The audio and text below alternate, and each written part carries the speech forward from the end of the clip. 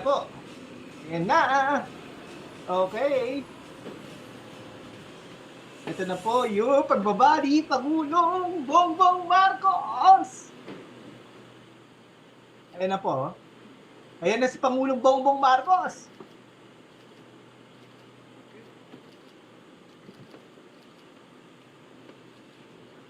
Hello, good morning. Ayan na.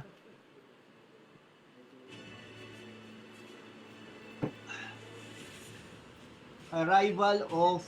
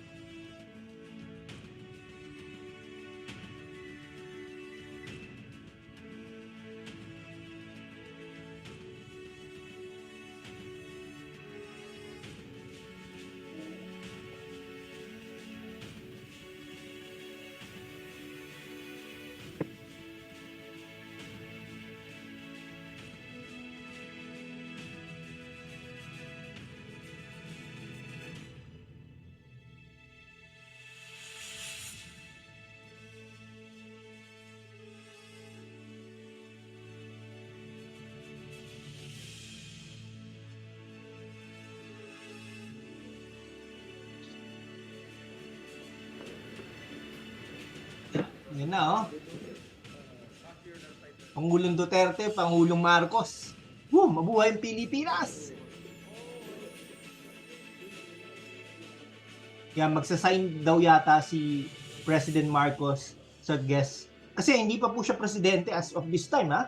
Later pa siya magiging presidente pag nanumpa na siya at 12 o'clock.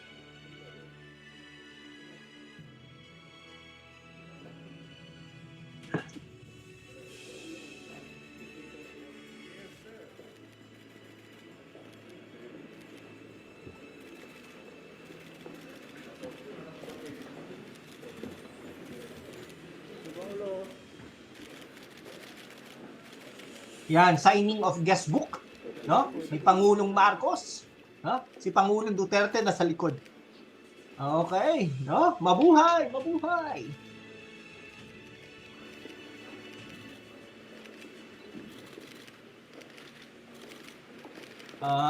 Okay. June 30. Yes, sir.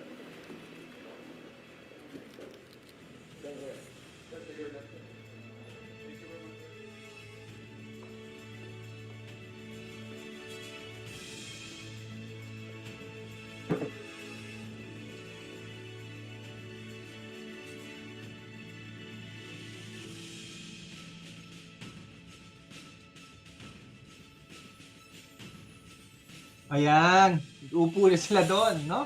Next na. Mabuhay, mabuhay. Ayan, yung incoming and outgoing executive secretary, no? Si Pangulong Marcos at saka si Pangulong Duterte, no? So, it's already 10:35. Kaya pa yan, no? Kasi alas 12 naman, eh. Yan, meeting of President Duterte and President-elect Marcos Jr. Kasi President-elect pa po siya ngayon, no? Incoming President. So later on, doon pa po siya manunumpa, no? Yan, maraming salamat po. No? Mag-subscribe po kayo sa ating channel, #wokwithLan.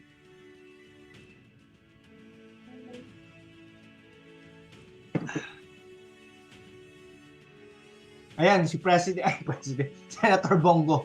Ayan, Senator Bongo.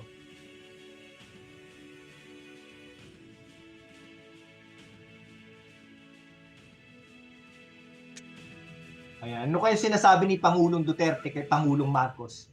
No? Ayan. Maraming salamat. Pangulong Duterte, PRRD. Maraming salamat, Bongbong Marcos, President Bongbong Marcos.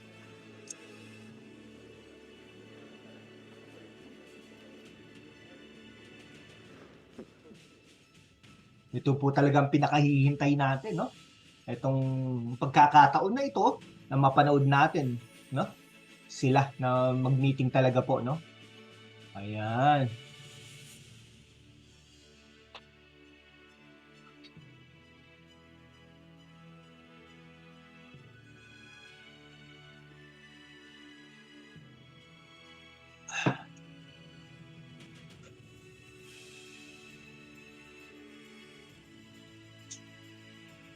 Ganda ng barong ni ano, no? Ni Pangulong Marcos, no? Tignan mo naman yung barong ni Pangulong Duterte, no? Ano?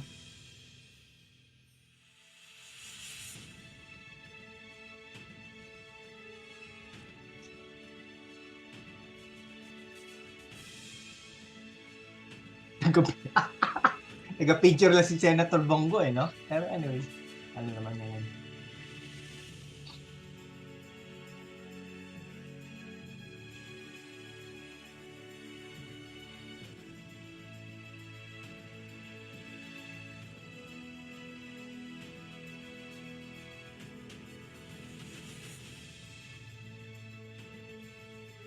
Ayan, si Secretary Rodriguez, Executive Secretary Rodriguez, no?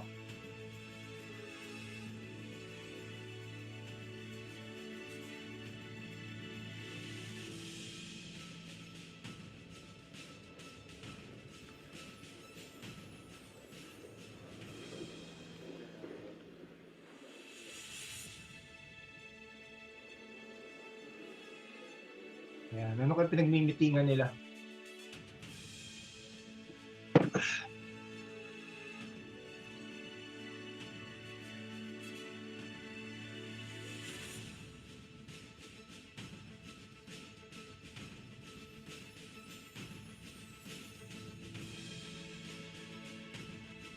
Naku.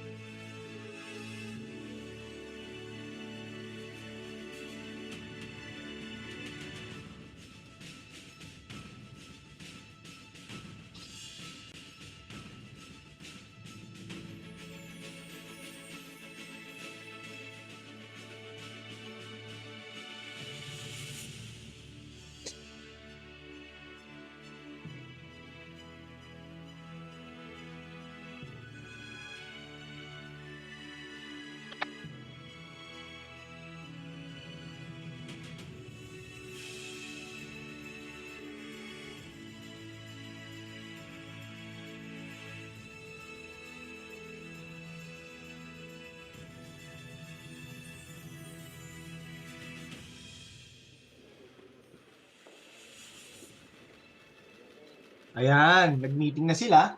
Ano yata to, hindi yata sila sabay sa isang sasakyan.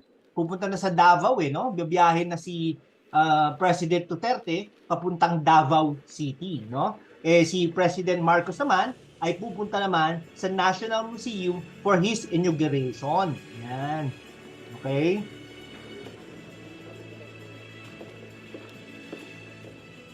Ayan. Executive Secretary Rodriguez, no? Incoming. Okay? Ayan si President Marcos, no? Ito ni ano eh, ito yung babae ni President Duterte. Okay.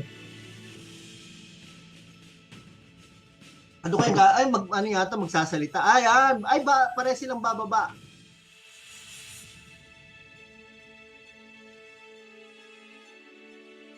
Ayan. Happy picture.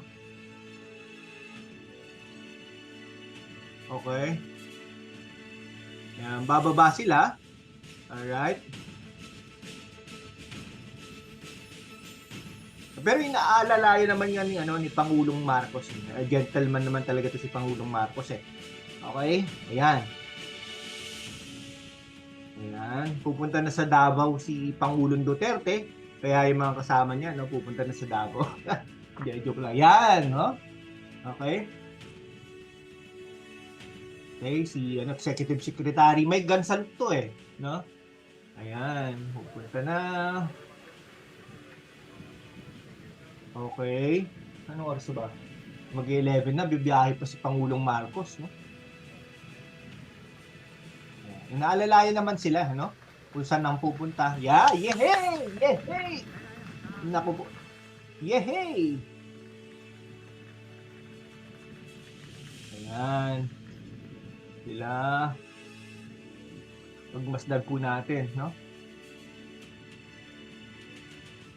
Yung staff yata ito ni Pangulong Duterte. Grabe, no? Nakabalik din si Makoy, no? Si Bongbong Marcos.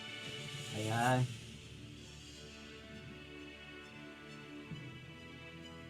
Okay. Pangulo pa siya.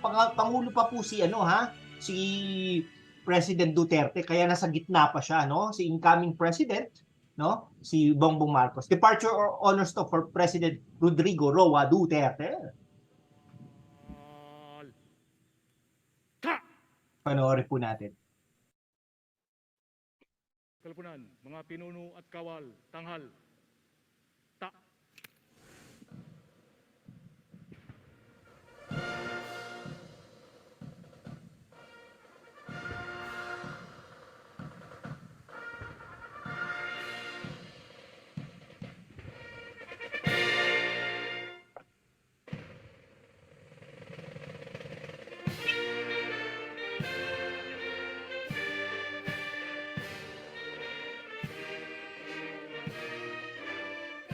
Yan, lang.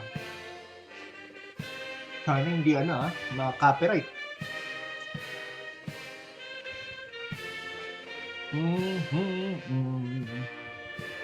Maraming salamat, PRRD.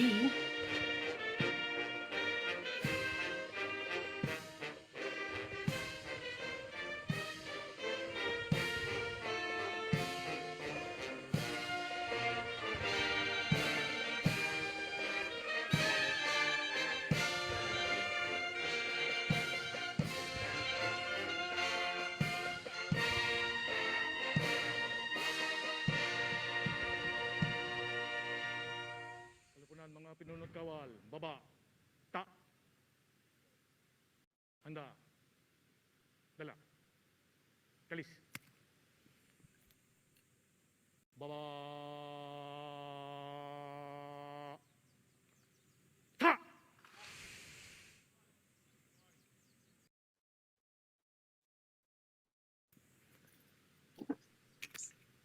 Mahal na Pangulo, handa na po ang tanod panakal upang libutin.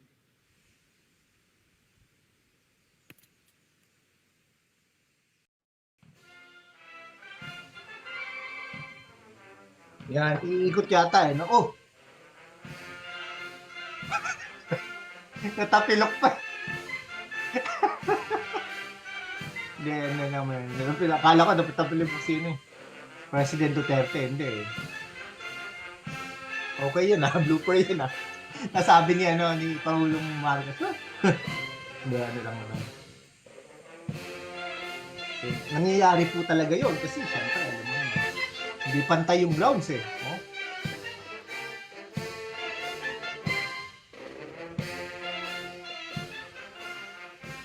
Nangyayari, natapilo.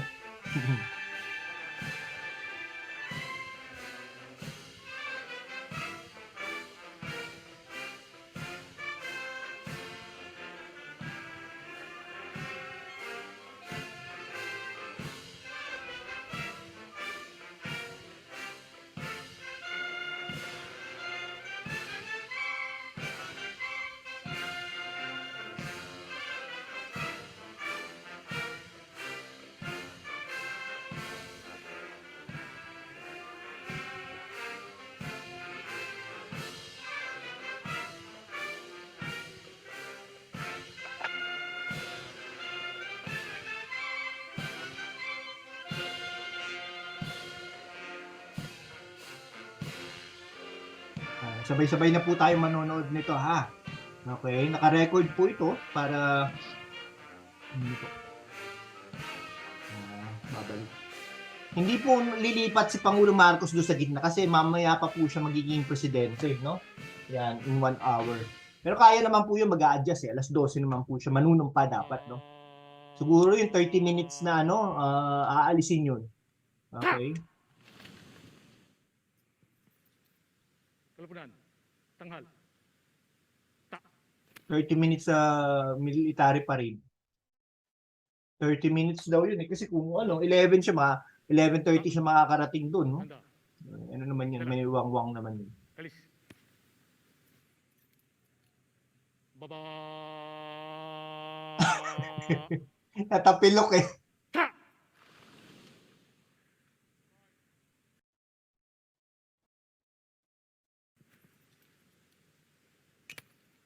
Mahal na Pangulo, tapos na po ang parangal.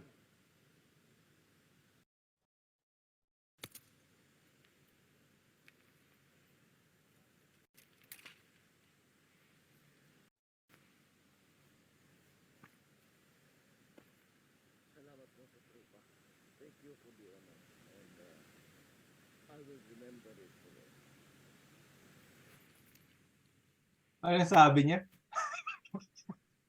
Natapilok kasi.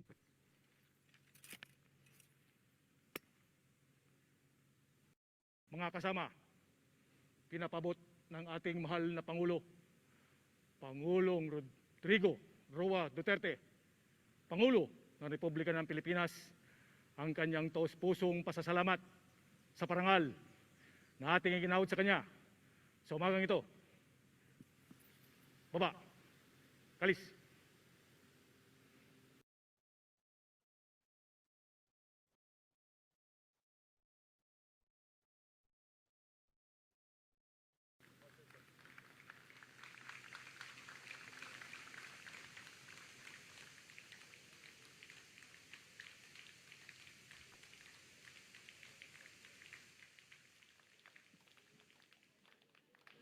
Yan.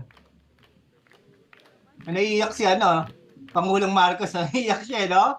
Ayan, Ayan, naiiyak siya, oh.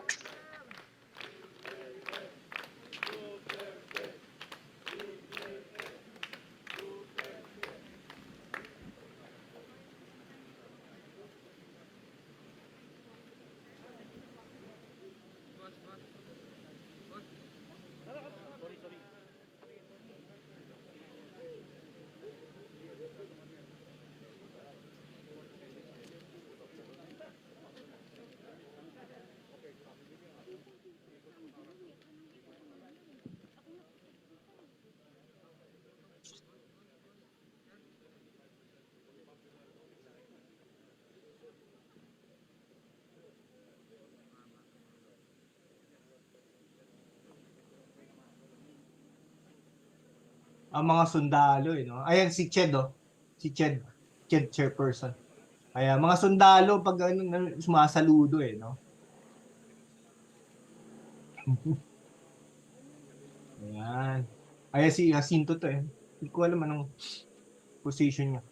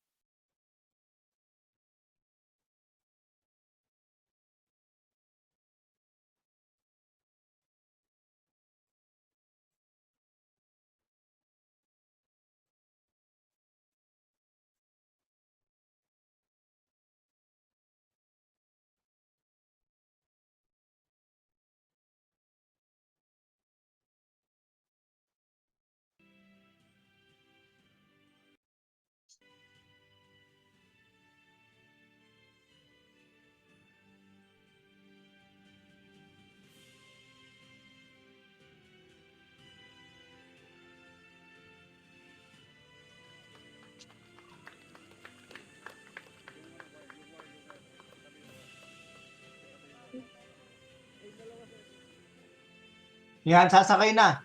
Magkaibang sasakyan, no? Sasakay na si Pangulong Duterte sa ibang sasakyan.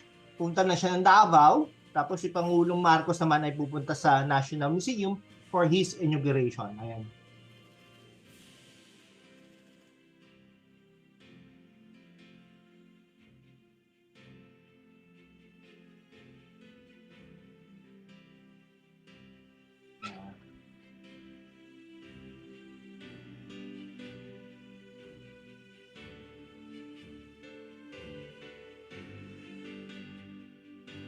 Ayan, sasakay na. Sasakay si Pangulong Duterte. Ay, magkasabay ba sila? Ayan. Good. Ayan, nakasakay na si Pangulong Duterte, no? Ayan. Kasi pupunta na siya ng Davao eh. Davao daw. Na naghihintay naman sa kanya, mga kababayan niya sa isang mall doon, no? Ayan.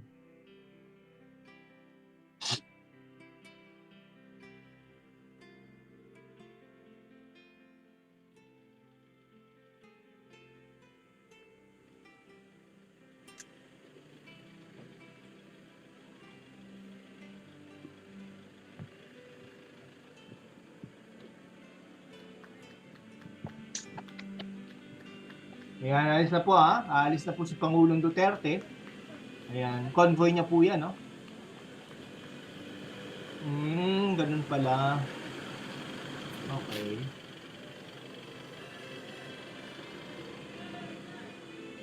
Alright, si Pangulong Marcos naman po, no? Pupunta na sa National Museum. Ayan. Ayan yung convoy ni Pangulong Duterte, no? Madami pala, no? Siyempre. Ayan yung convoy niya, no? Okay, maraming salamat Pangulong Duterte. Pupunta na siya sa airport, no? Pupunta siya sa airport at doon mag-ano. Ayan. Siyempre naka-bulletproof yan, no? Talagang ano yan.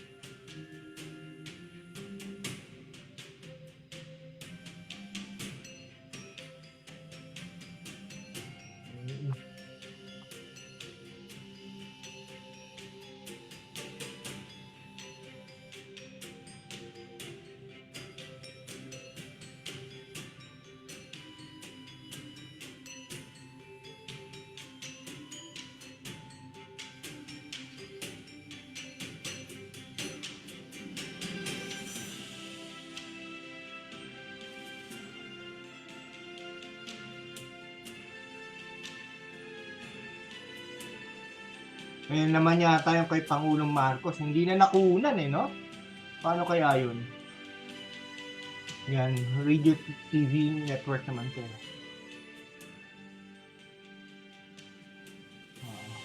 Ayan, papunta na yata ito ng ng National Museum. I don't know. Ayan. Okay. Bakit may pa? Nag-aabang pa sila doon. Okay. Saan na si Pangulong Marcos? Okay, kung hintuin na natin to pag natapos din sila. Okay. Pero tingin ko tuloy-tuloy to no? Abangan lang natin ha. Tuloy-tuloy natin to hanggat hindi sila natatapos itong coverage natin. Okay, ito yung sa Malacanang grounds. Okay, siyempre mapapanood nyo po to. Recorded po kasi ito. Mapapanood nyo na po to ng replay. Ha? Bayan. Okay.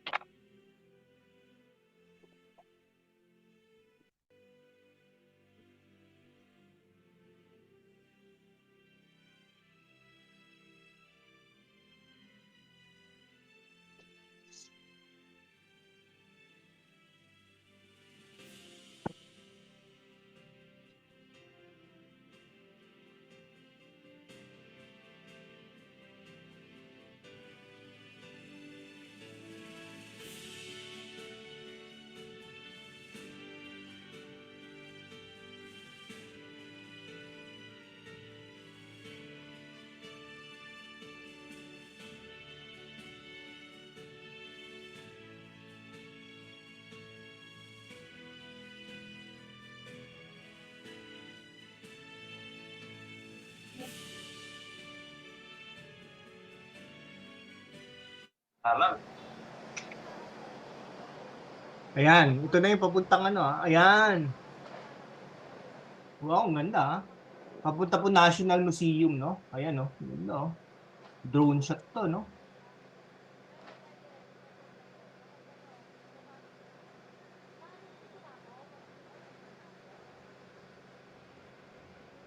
Yan. Sarado po lahat yan, syempre.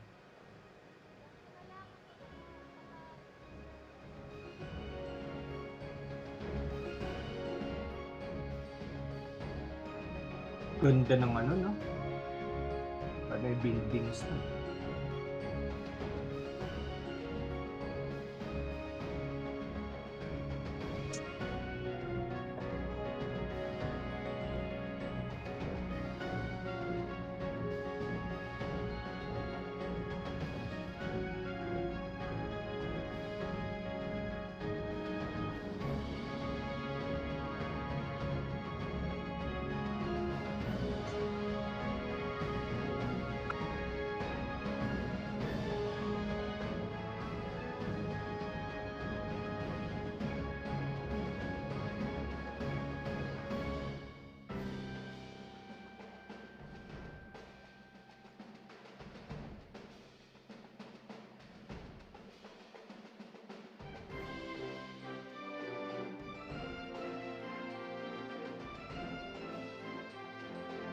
Ganda ng ano, Ilog Pasig yan eh, no?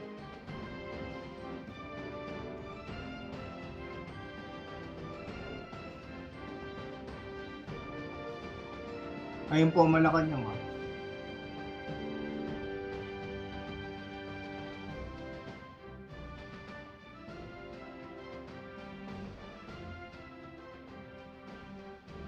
We would like to invite all our guests to please take your seats. Oh, nasa na ano na. Ayan na.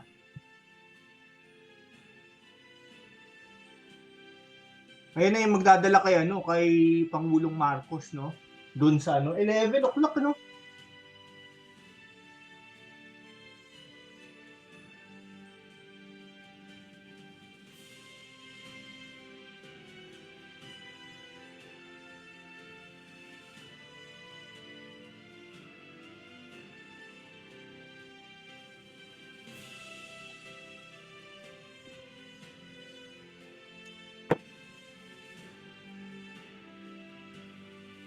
Magandang morning.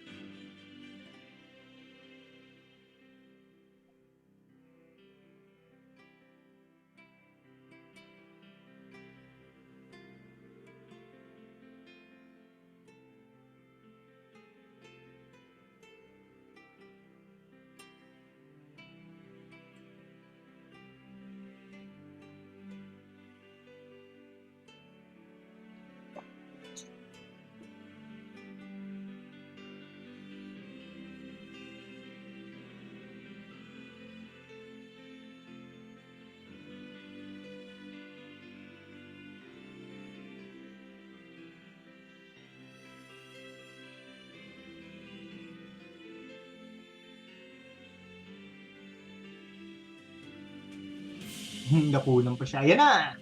Andar na sila. Nasa kaya si Pangulong Bongbong dyan? Ayun, siguro sa gitna, no? Pangulong Bongbong ba yan o kaya ano yan? Si ano? Si Pangulong ano? Yung National Museum, no? Nasa kaya? Teka ha, wait lang. Sir, mahigpit na ang seguridad na pinatutupad dito.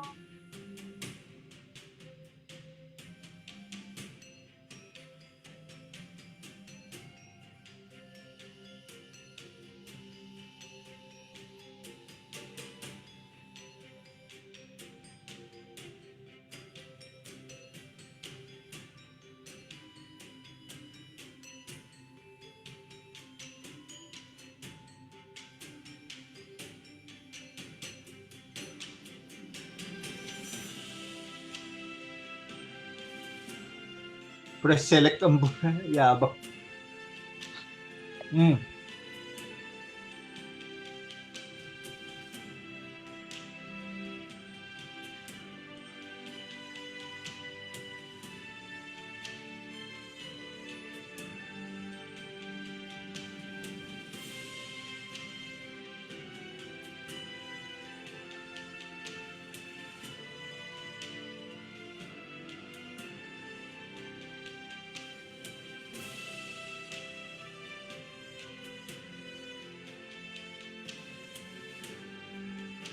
Ayan, naghihintay po sila, no? Tayo lang po ang nagko-cover nito, ha?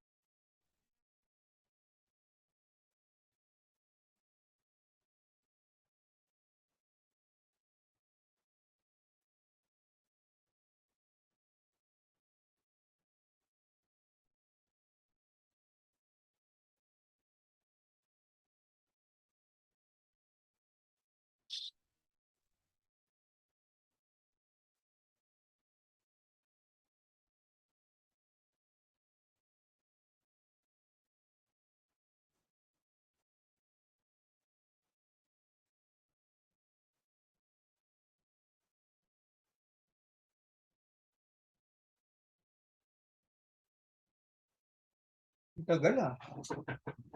Yan, naglaro po siya, kuya.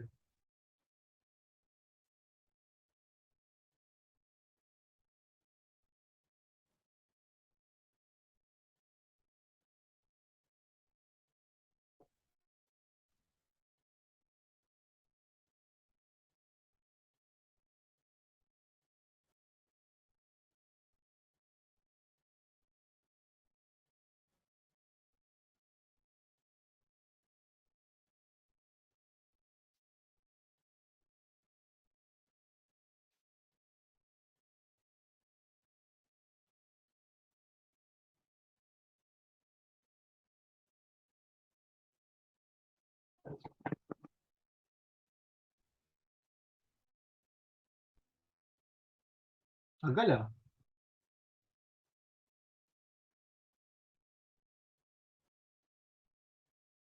Grabe, oh, alas 12 na.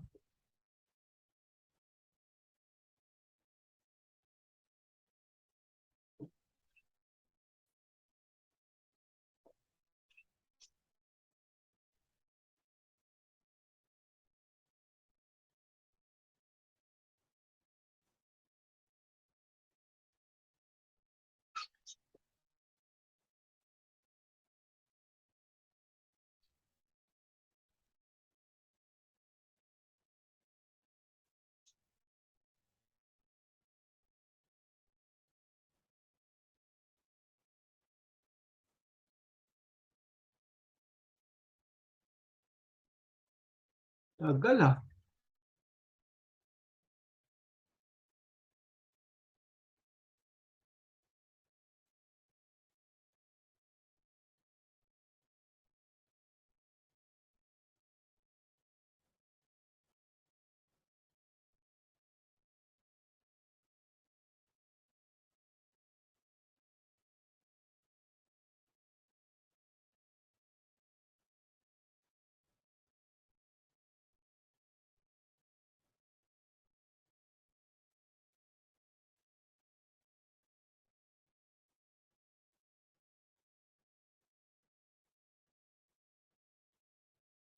Hintay-hintay lang po natin, ha? I don't know kung nakasakay dyan si, si Pangulong Marcos, no? Pero dapat po makasumpa si Pangulong Marcos ng alas 12. Ha?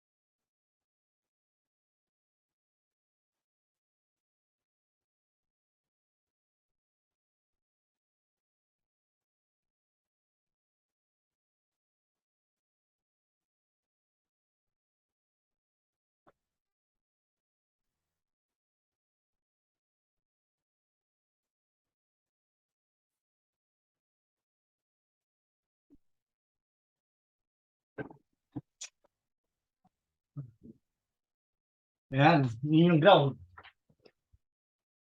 Tabalong natin.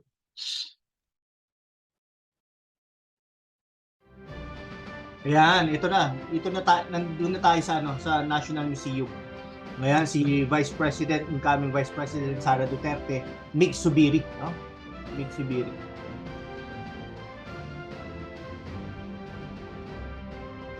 Ayan, diyan na tayo, ha. Ito na. Senator Bong Revilla, no? Ayan. Ayan, may mga mga waiter, no? Mga pain. May mga foreign dignitaries. Okay?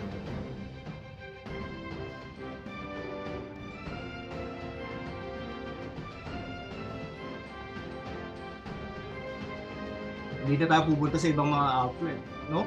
So, yan. Ayan na po, ang ganda ng National Museum, oh. Ayun. Ayan si Vice President, no? Incoming Vice President Sara Duterte. Kausap si incoming Senate President Mig Subiri, no?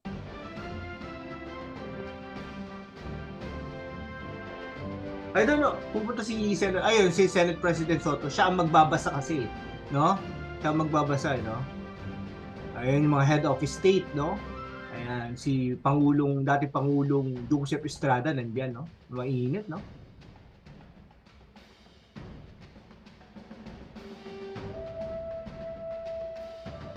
Si Tatad to, ah. Tatad to, ayun. If I'm not mistaken, no? Yan, no? Dating Press Secretary Tatad. We'd like to invite our guests to take your seats and settle down. We would like to invite all our guests to take your seats and settle down. Ito yung sa harapan, no? Yung mga tao sa likod ng mga mga supporters, no? Sayang. Ito yung kabilang kalsada, no? Kabilang kalsada, eh.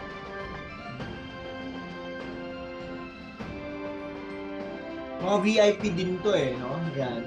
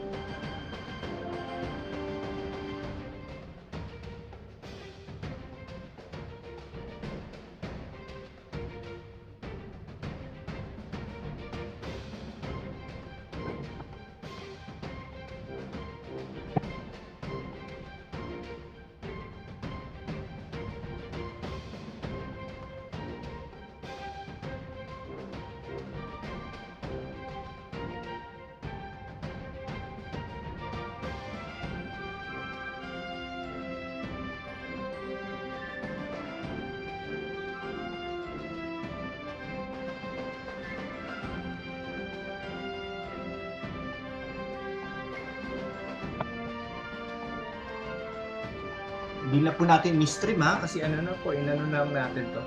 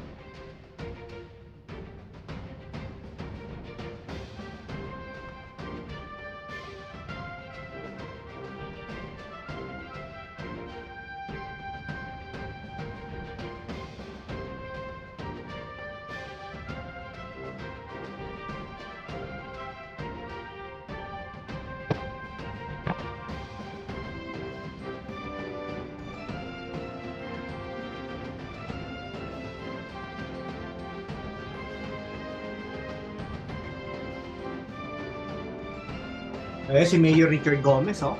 Nasa taas din pala, no? Incoming congressman. Ay, nandiyan na si Senator Bongo, no? Hindi na matin si President Duterte, no? Senator Bongo nandiyan na. Okay.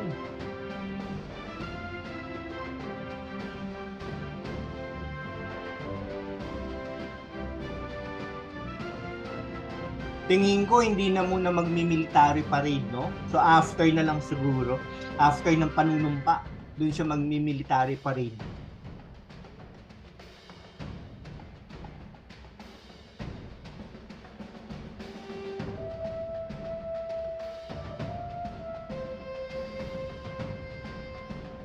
Ayun si Lopez, yung tumakbong mayor, no? Ba okay ah. Tumakbong mayor ng Maynila, no? Ba okay ah. Galing ah.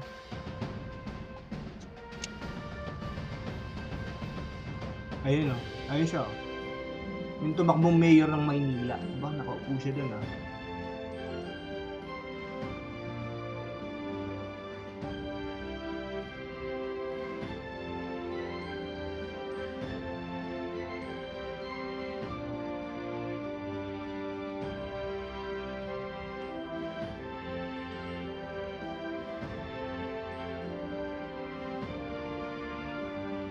Doon manggagaling no? Doon sa finance street eh. Doon manggagaling si Pangulong Marcos. No?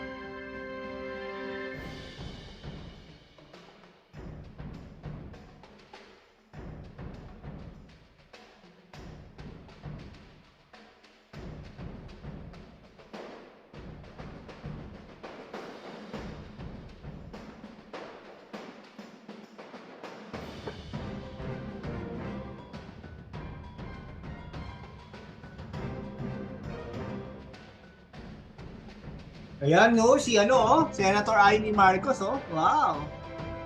Oo, si Francisco Tata doon nandun. Dating press secretary.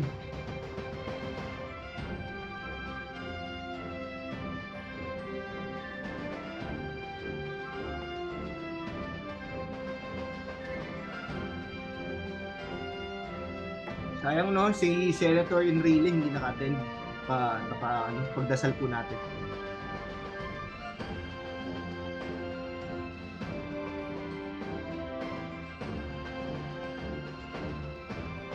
Bong Revilla, JB Ejercito.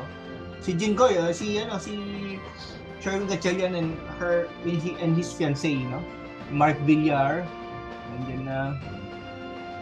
Ayan ba, mga nasa mga mabababa uri. Kailangan magano.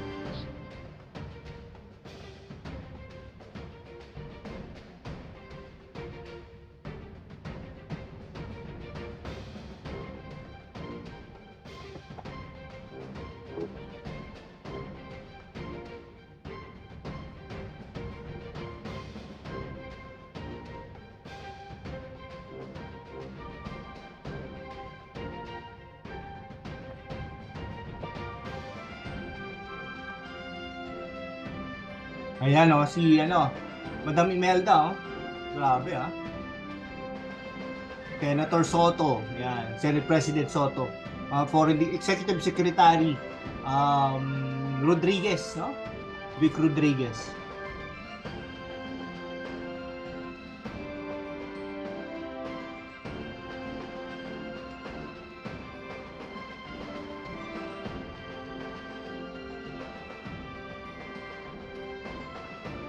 Grabe, tagal 11:50 na eh.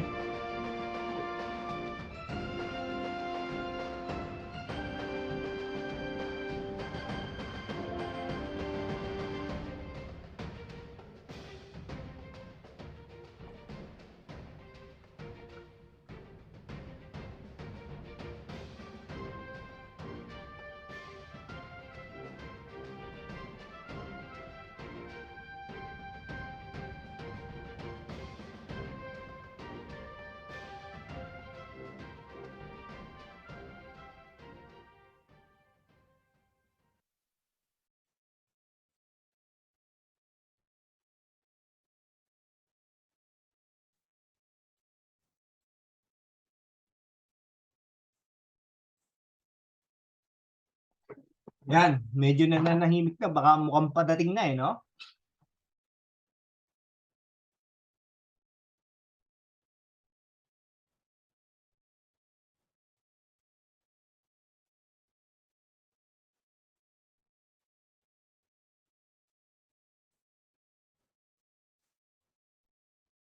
Yan, ito yata yung Vice President ng China no?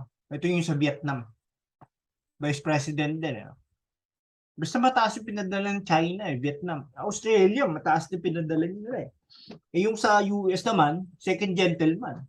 Yun yung tapos may isang senator, may isang congressman yata. Tapos the rest, parang mababa. Ayan lalakad na papunta na sa sa National Museum ang convoy ni Pangulong Marcos.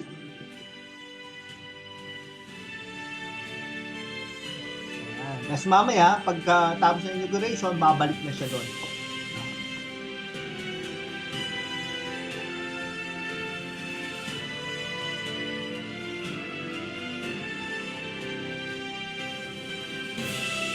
Ayun si Pangulong Marcos. Ayun si First Lady, no? Lisa Araneta.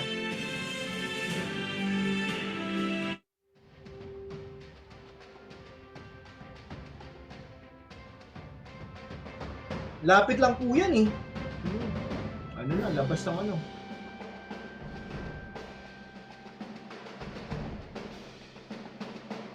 Takot-takot kung ano, dadaanan nilang building eh, no? Pero naka-secure yan.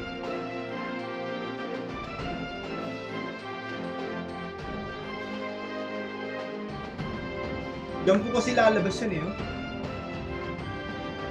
Lapit lang yan. 10 minutes lang, nandun na sila, 15 minutes.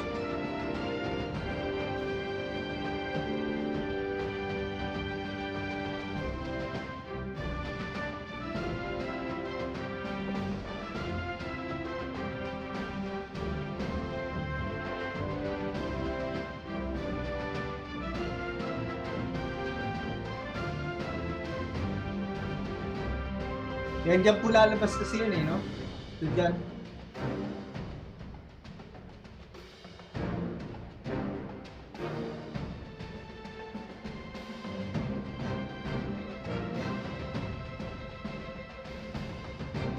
Ano yata ito eh, budget and management eh, no?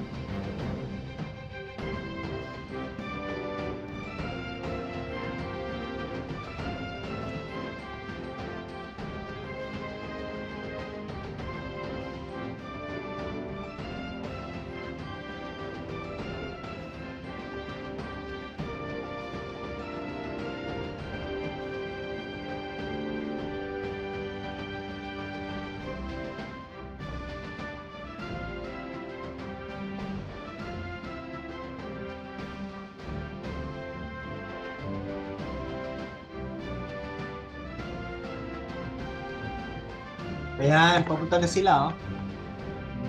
Grabe, ang dami rin ano, no? Ayan, palabas na ng gate, no? Ng Malacanang. Oh. Ayan, labo-labo na yan kasi, syempre, alam mo naman, medyo delikado. Hindi natin masabi, di ba? Ano nila natin. Ayan, no, kumakaway-kaway pa si Pangulong Bongbong Marcos, no? Talagang ano, Hindi na po sila nagsabay. So, parang naano yung, yung tradition. Dahil, dahil pupunta naman po sa Davao si Pangulong Duterte. No? Until now, Pangulong pa po si Pangulong Duterte until now, no?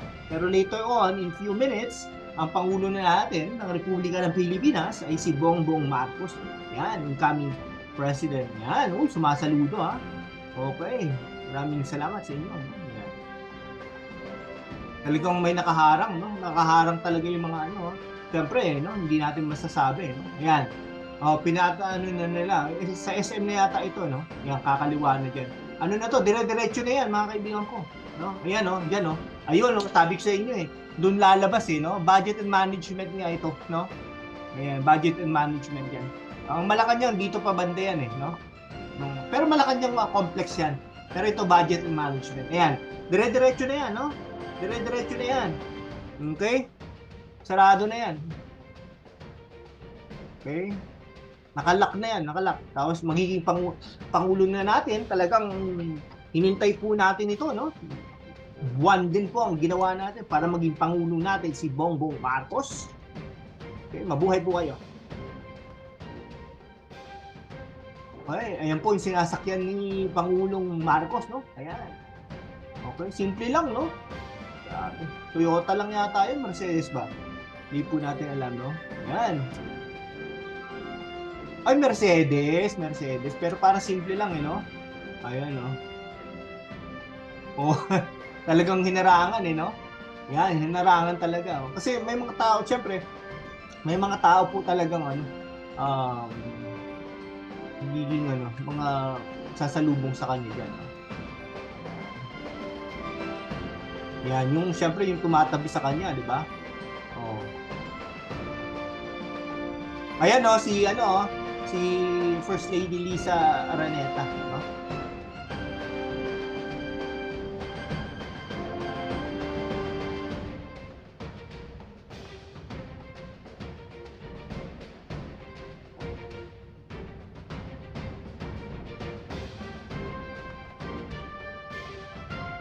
Yan, sinusundan ng drone, no? Drone shot yan eh. Okay. Ang nag-ano, ayan oh, ang nagko-cover ito. Yung sa land, nagko-cover ito. Ayan oh, eh, ano na to, LRT. Siyempre, pinahinto nilang LRT dyan guys. So, pinahinto nila yung mga sasakyan dyan, no? Ayan oh. Oh, pagkatapos yan, dire-diretso na yan. Oh, ayan. Dire-diretso na yan. Okay. Ayan. Dire-diretso na yan. Yan. Tapos galon, iikot yan eh. Iikot yan. I don't know. Ayan. Dire-diretso na yan guys. Okay. May magiging pangulo na tayo ng ating bansa. Mabuhay po, no? Oh, humihirit pa daw si Lenny Robredo kanina, no? Anyway, talagang mabuhay po. Talo po si Lenny Robredo. Ayan. LRT. Pinayagam. Umano. Kasi nakalusot na naman po eh. Yan, pinahinto na yung iba. Ay, parking na to eh. Kasi sarado po yan eh, sinarado eh. Parking na po yan. Later on, isasara uli yan, no? Parking, ginawang parking. Ayan. Okay.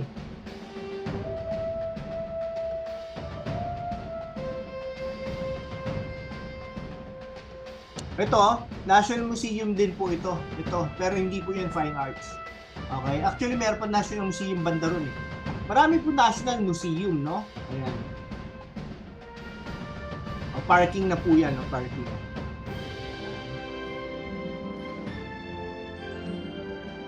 Okay, mabuhay po, mabuhay po. Ito po, National Museum. Ito. Ito po, National Museum na rin yan, no?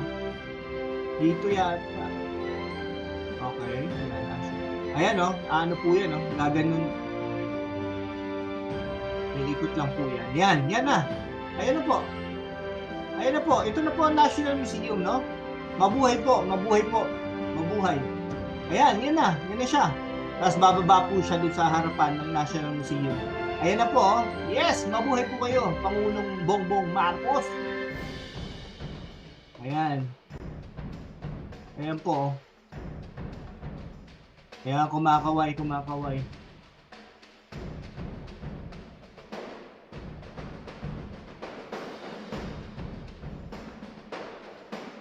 Ayan no, si First Lady, no? Lisa Araneta Marcos, andyan din.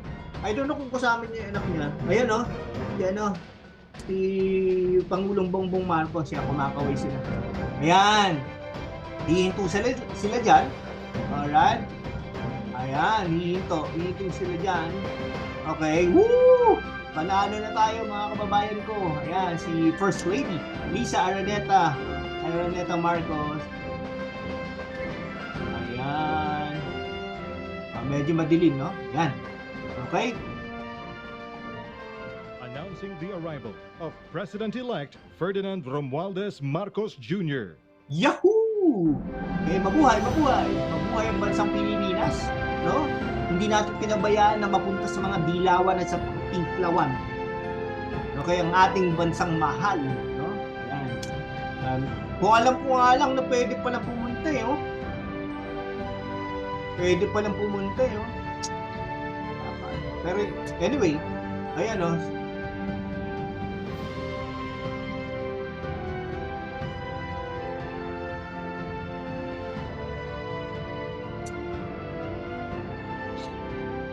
Okay, 11:30, no? Tingin ko, walang military parade. Later na siguro, after.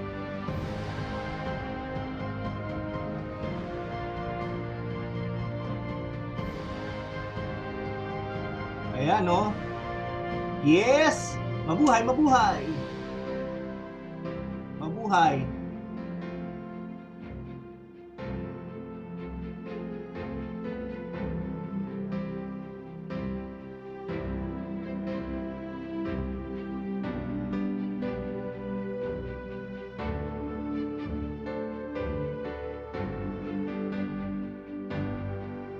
Ayan, akit na sila. Si ano, si Kong Sandro. Nandun. Ano pa? Yung mga anak. Kong Sandro.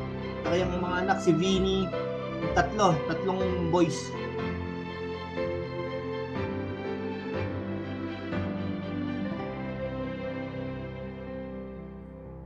So, yun, uupo yung tatlong anak.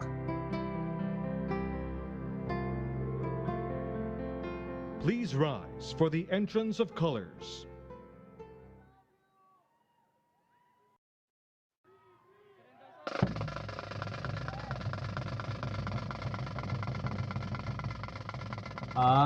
Siyempre mga first family kasi, di ba? Entrance of colors, oh.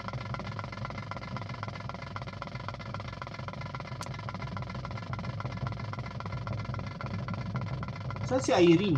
Irene Marcos. Yun. Simple lang talaga si Irene, oh. Ayan, oh, sa likod. Ayan, oh.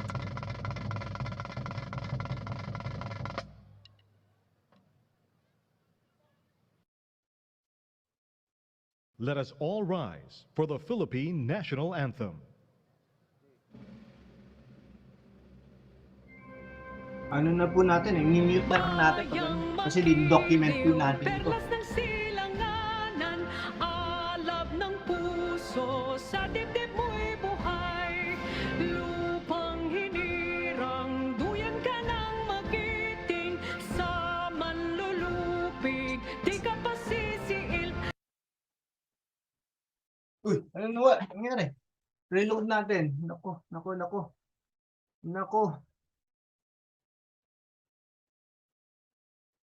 Yeah, masarap. Mo'y tagumpay na nagdiniging, ang bituin at araw niya kailan pa may di magdidilim. Lupa ng araw ng luwalhating pagsinta, buhay ay lagit sa piling mo. Aming ligaya na Kaya kung pagmamapi, ang mamatay ng dahil sa'yo.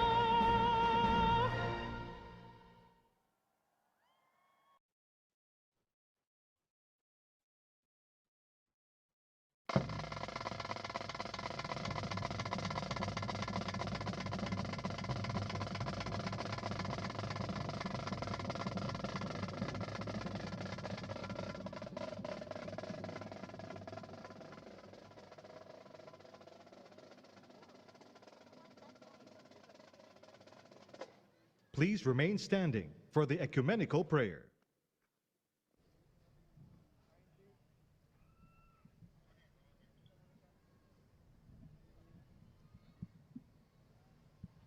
Kindly bow your heads in prayer.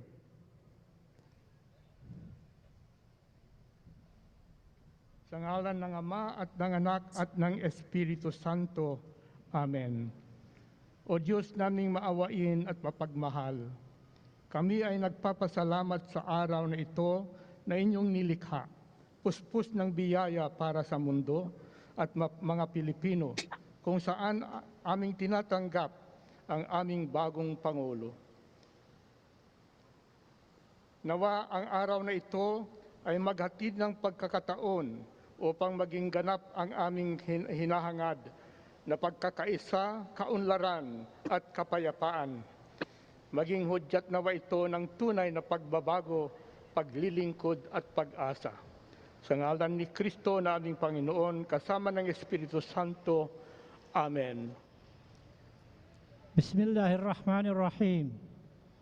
Qala rabbukum ud'uni astajib lakum. Ya Allah, the most gracious and the most merciful, please fill our mind and soul with good health and wellness forever. Bless us and our future leader, Ferdinand Romualdez Marcos Jr., a good health and spirit of wisdom so that he may serve his countrymen.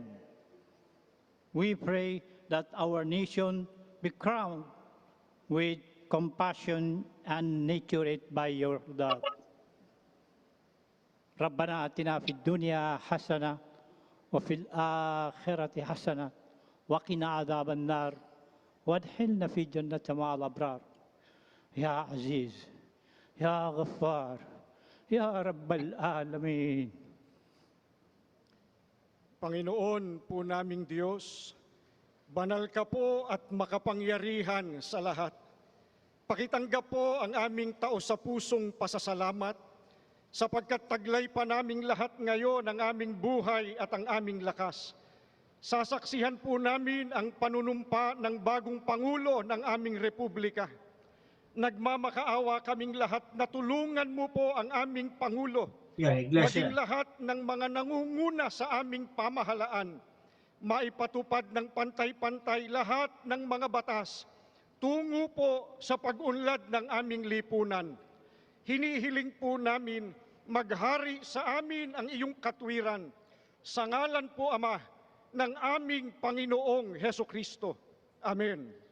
Mapagpala po namin Diyos, binabalik po namin ang papuri at pasalamat sa inyong saganang biyaya na sa kabila ng mga krisis, pandemya, kami po ay patuloy na tumitingin Wala na si kami ano, po no? ay Pastor merong Kibuloy. bagong lipunan Kahit na kung yung kay, saan ano, ang kay Sara bawat isa sa Duterte. amin ay magkakaisa upang kami po ay umunlad.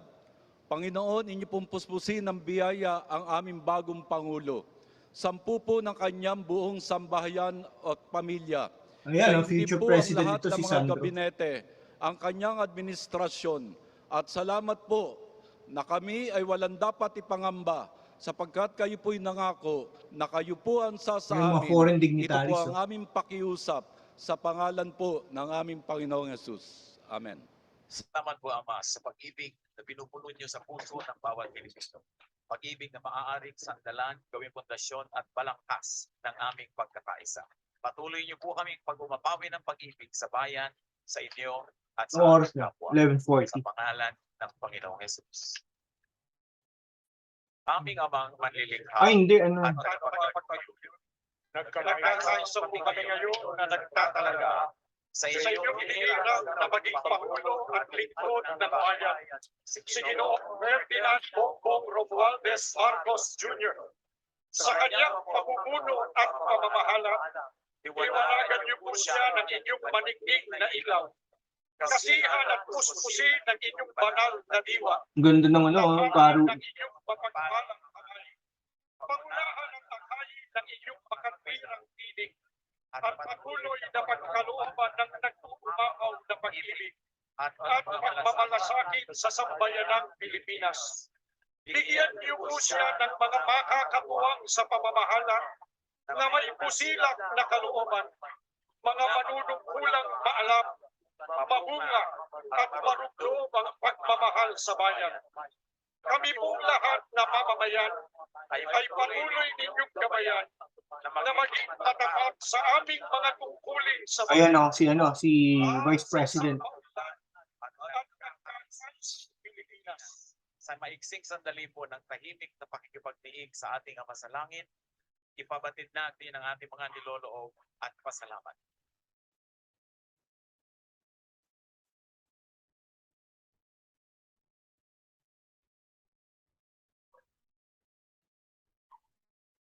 Amen.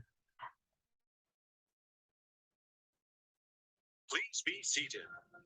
Welcome to the inaugural ceremony of President-elect Ferdinand Romualdez Marcos Jr. To begin, let us now witness and give a big round of applause to the military and civic parade.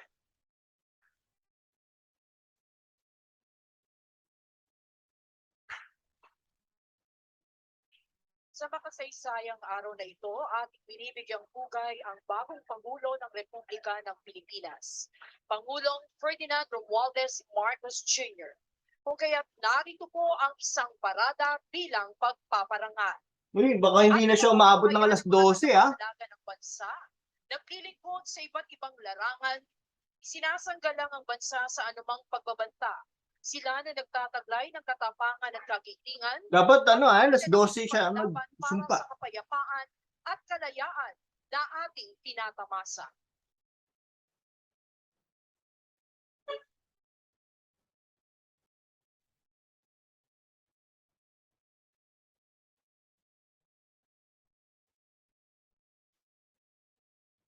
Bumubungad po ang parada na kinabibilangan ng ating core ng mga kadete ng Sandatahang Lakas at Pambansang Pulisya ng Pilipinas, gayon din po ang Tanod Baybay.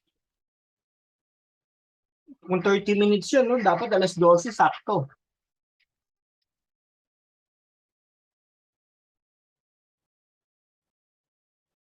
Inyo pong nasaksihan ang high-speed opener pass o ang mabilisang paglipad ng FA-50BH o ang tinaguriang Fighting Eagle. Ito ang pangunahing air asset na ginamit sa pagsasagawa ng combat air operation sa Marawi City laban sa ISIS-inspired terrorists. Naipamalas na ng FA-50BH Agila ng Pilipinas ang pagiging most lethal weapon system dahil sa iba't ibang katangian nito na ginagampanan sa pagdepensa at pag-atake sa ipapawid ng Philippine Air Force. Ang FA-50BH bilang air asset ay pinangangasiwaan ng ating 5th Fighter Wing, the home of the country's frontline fighters and jet trainers.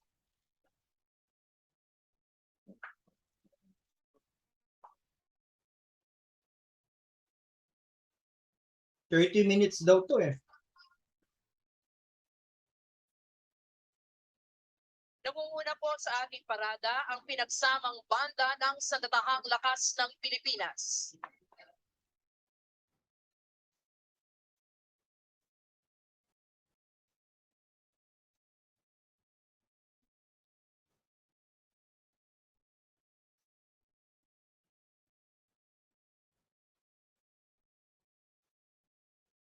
Paraan po sa ating harapan ang commander ng tropa, Major General Jonas R. Lumawag, Philippine Navy Marines.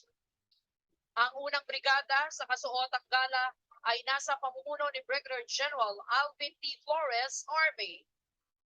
Ang unang batalyon ay binubuo ng Corps ng mga kadete ng Sandatahang Lakas ng Pilipinas na pinangungunahan ni Cadet First Class Edmund P. Logroño. Mula sa prestiyosong Philippine Military Academy, ang mga ginuot binibining ito ang mamamahala sa iba't ibang sangay ng Sandatahang Lakas. Ikinikita sa kanilang puso't isipan ng kagitingan, integridad at katapatan. Sila na sa hinaharap ay magiging kaagapay sa pagsusulong ng kapayapaan at kaunlaran ng bansa. Sumusunod ang batalyon ng mga kadete mula sa kilalang Philippine National Police Academy sa pangunguna ni Cadet Second Class Joshua R. Pulido. Hinuhubog ang karakter ng mga kadeteng ito upang mamuno sa hinarap ng nananaig ang paglilingkod, karangalan at justisya, gayon din bilang makadiyos, responsable at respetadong mga public safety officers.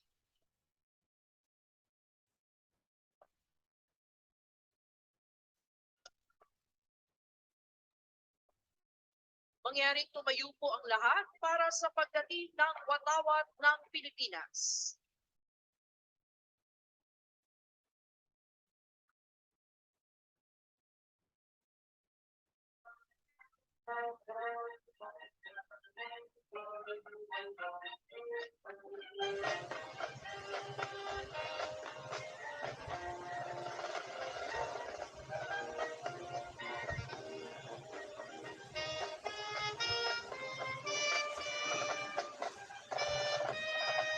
Mangyaring magsiupo na ang lahat.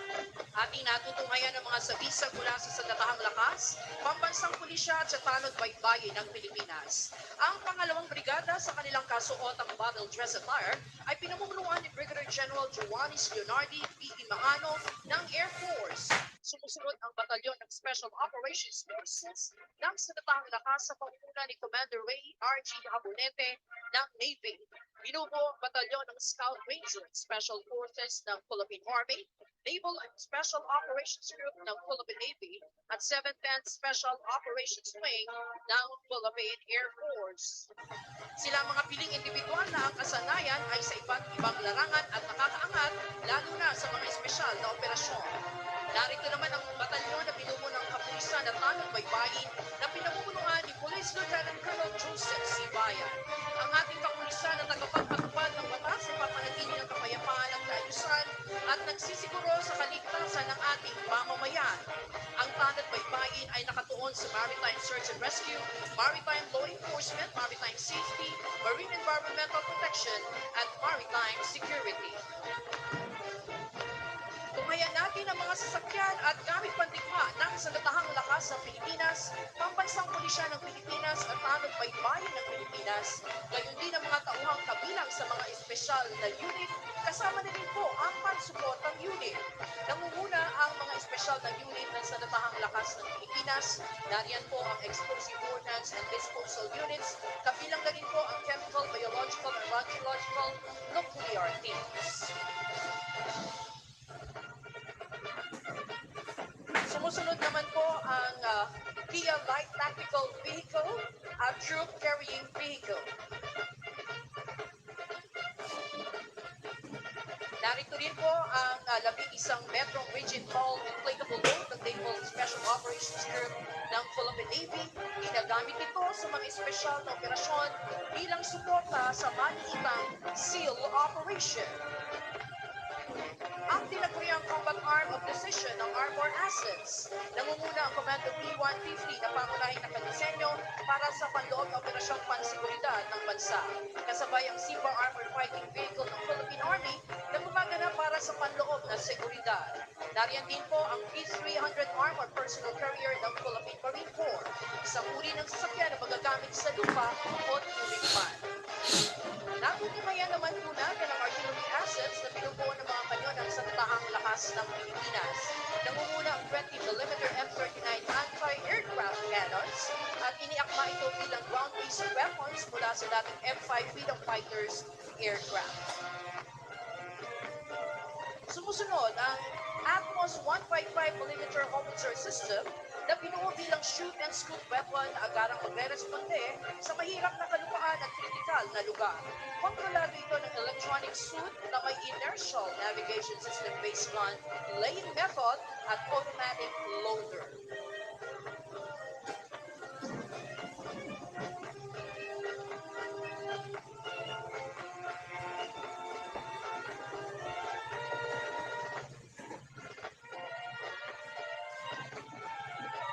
Nasa ating harapan ang 105mm howitzers. Sumusuporta ang mga ito sa mga puwersang nasa gitna ng operasyong militar. Ang gamit pandigmang ito ay nagbibigay ng close to fire support.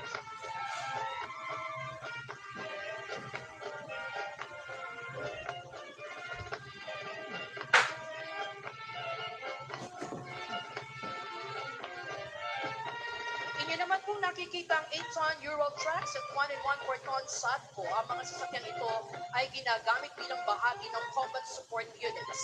Gayon din sa panahon ng kagipitan, partikular sa humanitarian assistance and disaster response. Mga espesyal na sasakyang naglalaman naman ng mga gamit pang komunikasyon at sistemang pang-impormasyon na may kakayahan upang maisakatuparan ang ugnayan sa pamamagitan ng radio communication sa iba't ibang frequency bands. Ang mga sasakyan naman po at kagamitan ng ating pambansang pulisya ng Pilipinas at Tanod Baybayin ng Pilipinas na pawang ginagamit sa iba't ibang larangan, seguridad at maging sa kampanya laban sa terorismo at humanitarian assistance and disaster response. Pinangungunahan ito ng PNP Highway Patrol na tinaguriang Guardian of the Highways na nakatuon sa operasyon sa lansangan para sa traffic safety at maging sa paglaban sa krimen. Nariyan po ang mga sasakyan ng NCRPO, ang Forensic Group Scene of the Crime Operatives, ang Chemical, Biological, Radiological, Nuclear, and Explosives, at ang pinagsanib na Explosive Ordnance at K9 Mobile Vehicle Van. Natutunghayan natin ang SWAT Van at Special Action Force na lula ng Multipurpose Armored Vehicle Personnel Carrier at MG Rubber Boat.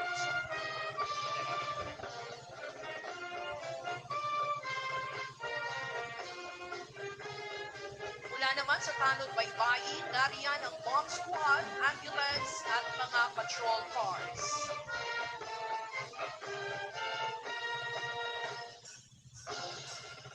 Nariyan po ang kanilang jet ski para naman sa agarang makatugon sa seguridad at search and rescue operation. Ayan mga aeroplano. Ang aluminum search and rescue boats na nakadesenyo upang mabilisang makaresponde ang rescue team sa mga nalunod o biktima ng sakuna sa karagatan.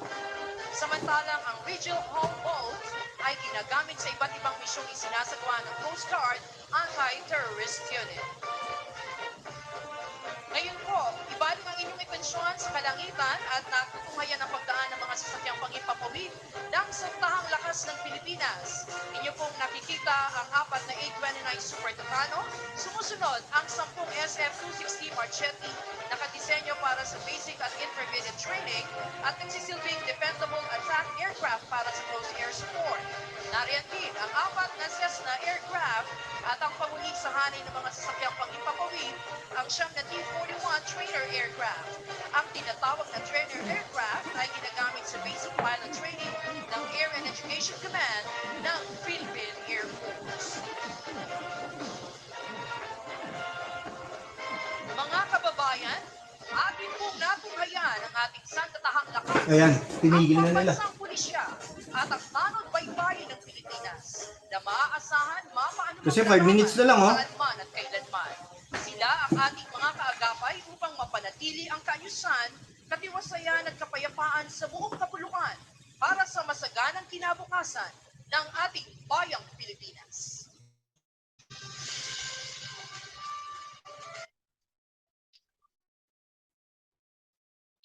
Mula naman sa iba't ibang sektor ng ating lipunan.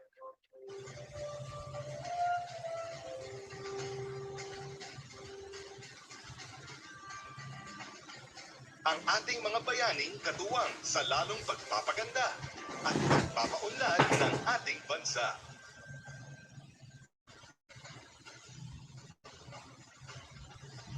Ay, lalagpas ng ano. Ating mga medical frontliners. Lalagpas ng ano, tag doon, ng alas 12. Sa panahong sigdilim ng pandemya, ang mga bayaning nagniningning ng pinakamaliwanag.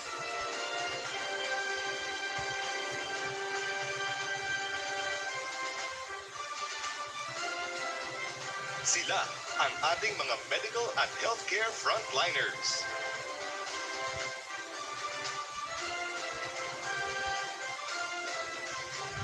Nanganganib sa Si Doc bawat Kapitulo araw yata yan, oh. upang masigurong ligtas at protektado ang bawat pamilyang Pilipino. Grabe, tumayo pa si Bongbong Marcos, no?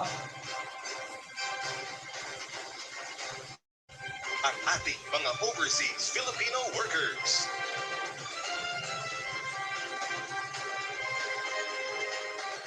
Sa iba't Talaga ibang appreciative usapan si o Bongbong karagatan, Marcos, no? ang manggagawang Pilipino ay tinitingala ng ibang bayan. Dahil sa kanilang husay, galing, at pagmamahal sa trabaho.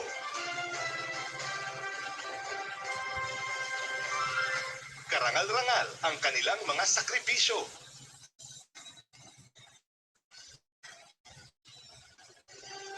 Malayo sa kanilang mga mahal sa buhay.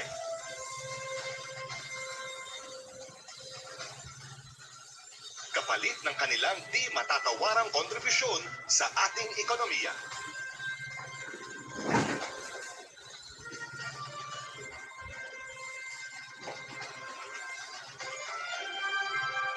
Mga atletang Pinoy. Sa larangan ng palakasan,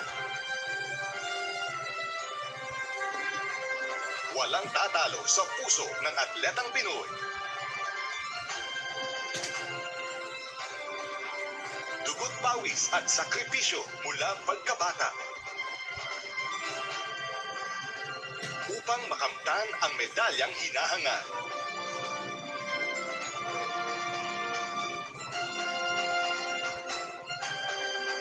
Ang karangalang inyong dala para sa bansa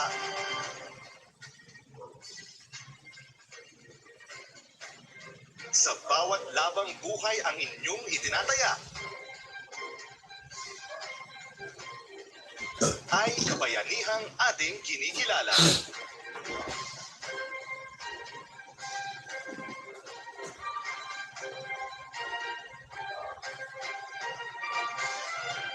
manggagawang Pilipino. Security guard. Kinikilala bilang haligi ng ating pag-unlad bilang isang bansa.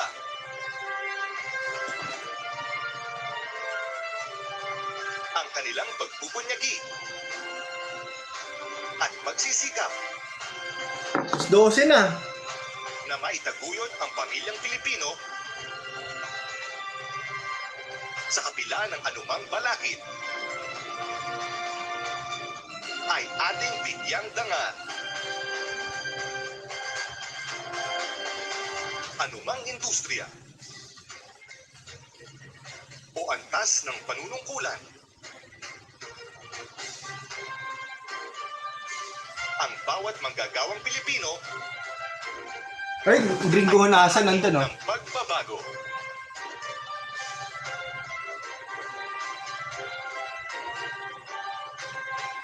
Ganda na National Museum, no? Ang ating transport sector, panlupa, pantubig, o panghimpapawid.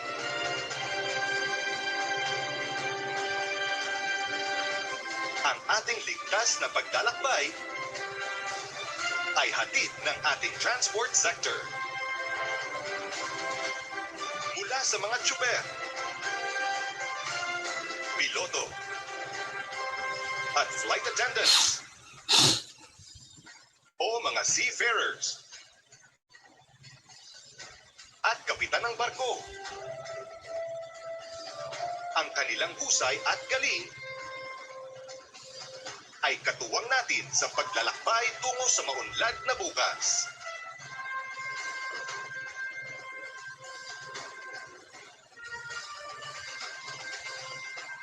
Isang pagpupugay sa ating mga magsasaka at mangingisda.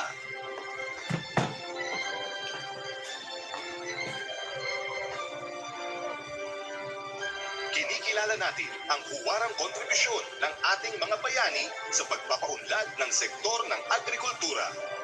Ayan, yung MMDA.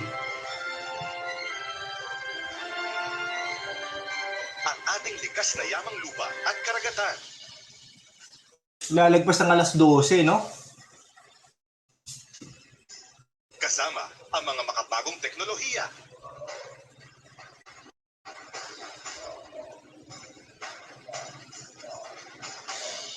Isang masaganang kinabukasan para sa agrikultura at matibay na seguridad sa pagkain ang naghihintay sa atin.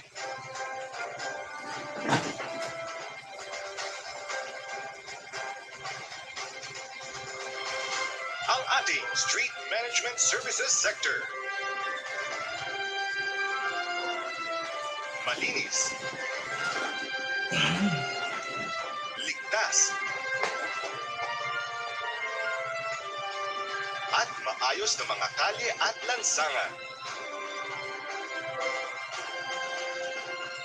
Hatid ng ating mga kababayan sa serbisyo.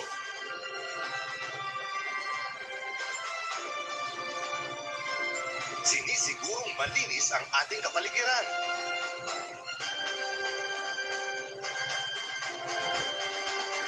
Maginhawa ang daloy ng trapiko.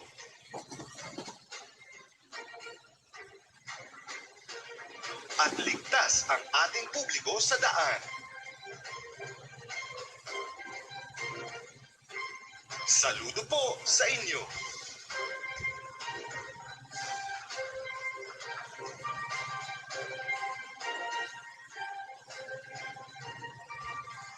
Ang ating Ayan, last na yan. Kasi dapat kailangan sumumpa na siya, eh. resolution from the Senate and House of Representatives. Senate President Vicente. Ayan, late lang, late.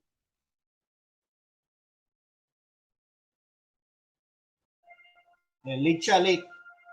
Actually, hindi na Senate President si Soto. Pero anyway, formality na lang yan.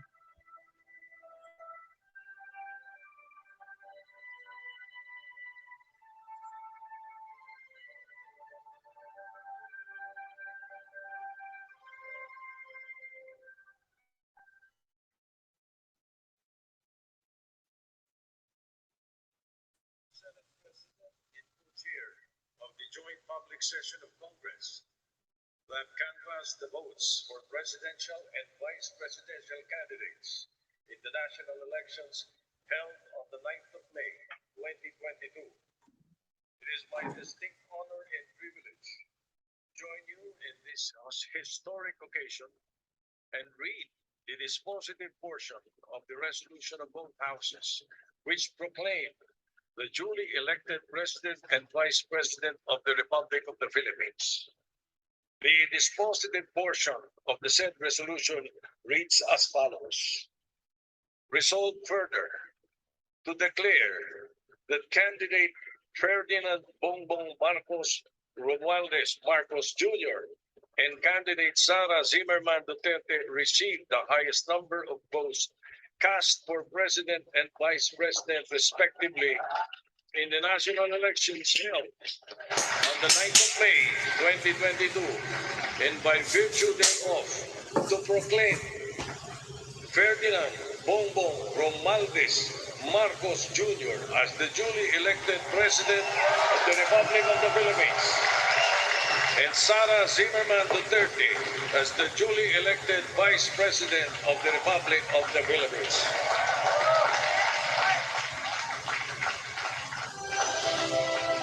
To administer the oath of office to President-elect Ferdinand Romualdez Marcos Jr., Chief Justice Alexander G. Gasmundo.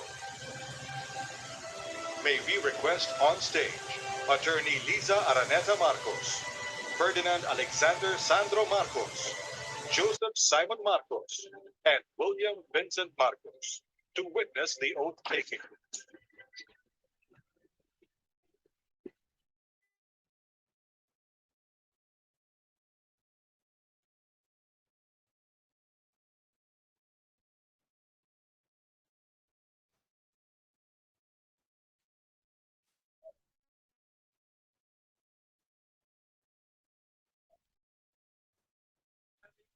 Taas ang kanang kamay at wikain ang mga sumusunod. Ako si Ferdinand Romualdez Marcos Jr. Si Ferdinand Romualdez Marcos Jr. ay mataimtim na nanunumpa. Natutuparin ko ng buong katapatan at sigasig. Natutuparin ko na buong katapatan at sigasig Ang aking mga tungkulin bilang Pangulo ng Pilipinas. Pangangalagaan at ipagtatanggol ang kanyang konstitusyon. Ipatutupad ang mga batas nito. Magiging makatarungan sa bawat tao. At itatalaga ang aking sarili sa paglilingkod sa bansa. Kasinawa ako ng Diyos. Congratulations, Mr. President. Mabuhay, mabuhay! Yan, na-late lang ng konti, 5 minutes. Pero sakto ba? Sakto. Dito sa ibang, pero ibang watch. Hindi eh. Ayan. Ang ano ko lang, hindi ko na to, hindi hinawakan ni First Lady. Yung ano.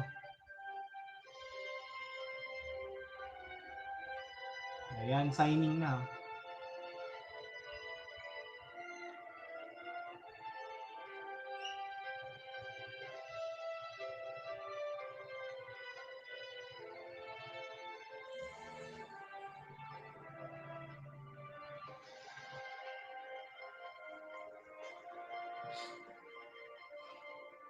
Ayan, si Chabit Sisa nandun. Soto, nandun din. Hindi pa ba?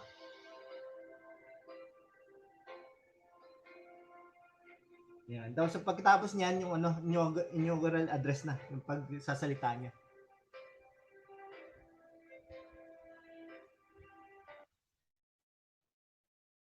Ay, naku, yan.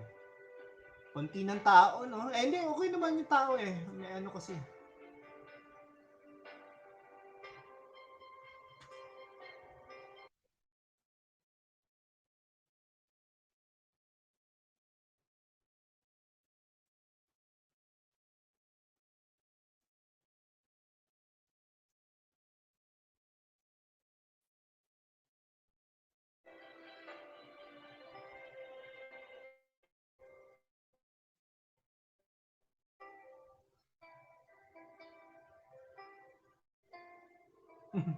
May dila pa, no?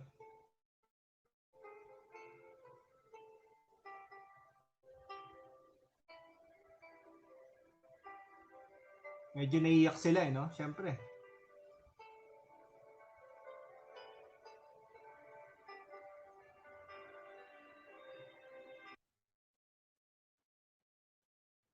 Naiyak si Sandro, no?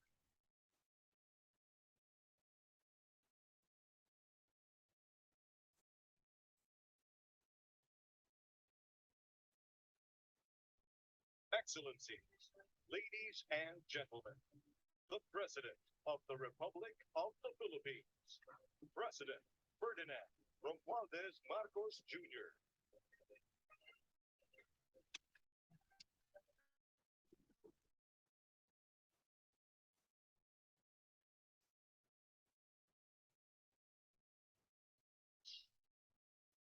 Yan, sasalita na siya. Tagisag ng Pangulo ng Pilipinas.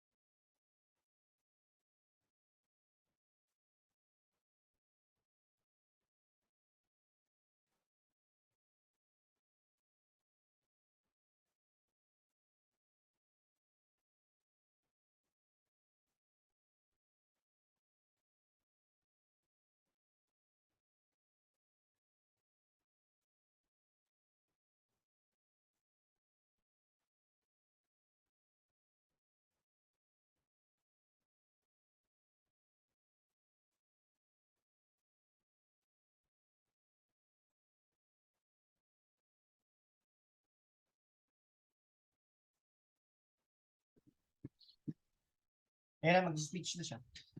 Pakinggan po natin.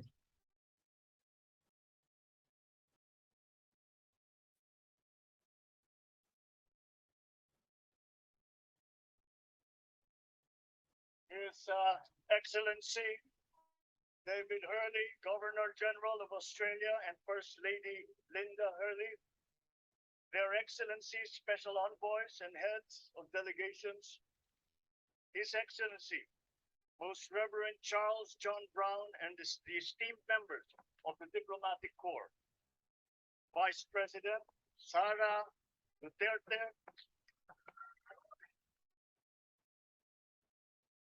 President Fidel Ramos, President Joseph Ejercito Estrada,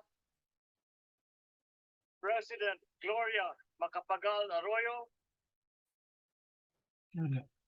Senate President Vicente Soto III, and the honorable members of the Philippine Senate, House Speaker Lord Alan J. Velasco, and the honorable members of the House of Representatives, Chief Justice Alexander Gesmundo, and the honorable justices of the Supreme Court, of course, First Lady Lisa Araneta, and my children, Alexander, Sandro, Simon, and Vincent. I cannot proceed without a special greeting, of course, to the former First Lady Imelda Romualdez Marcos.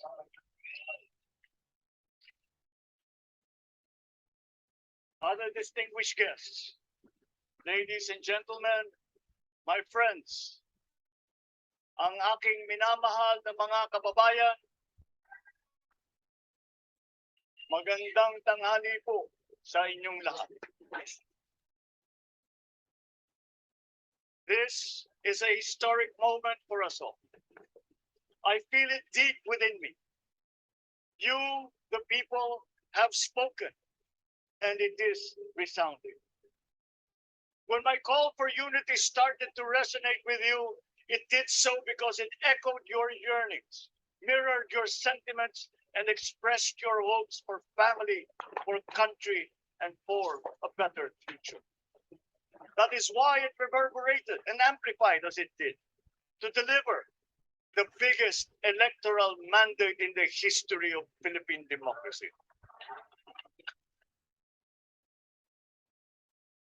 By your vote, you rejected the politics of division. I offended none of my rivals in this campaign. I listened instead to what they were saying, and I saw little incompatibility with my own ideas about jobs, fair wages, personal safety, and national strength, and ending want in a land of plenty. I believe that if we but focus on the work at hand and the work that will come to hand, we will go very far under my watch. You believe that too. At pinakinggan ko ang tinig ninyo na ang sinisigaw ay pagkakaisa, pagkakaisa, pagkakaisa. We will go farther together than against each other, pushing forward, not pulling each other back out of fear, out of a misplaced sense of weakness. But we are the furthest from weak. The Filipino diaspora flourishes even in the most inhospitable times, where they are valued for their quality. The changes we seek will benefit all and will shortchange no one. I was not the instrument of change. You were that. You made it happen. I am now. You picked me to be your servant, to enable changes to benefit all. I fully understand the gravity of the responsibility that you put on my shoulders. I do not take it lightly, but I am ready for the task. I will need your help. I want to rely on it. But rest assured, I do not predicate success on the wide cooperation that's needed. I will get it done. I once knew a man who saw what little had been achieved since independence in a land of people with the greatest potential for achievement. And yet they were poor. But he got it done. Sometimes with the needed support, sometimes without. So will it be with his son. You will get no excuses from me.